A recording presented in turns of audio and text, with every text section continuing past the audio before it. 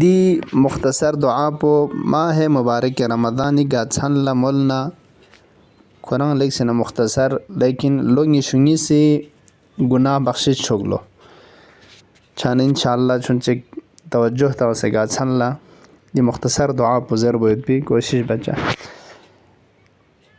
بسم الله الرحمن الرحيم.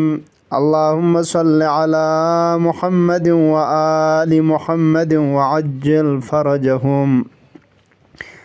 اللهم رب شهر رمضان الذي أنزلت فيه القرآن وافترضت على عبادك فيه الصيام، صل على محمد وآل محمد وارزقني حج بيتك الحرام في عامي هذا وفي كل عام، واغفر لي تلك الذنوب العظام فإنه لا يغفرها غيرك يا رحمن يا علام.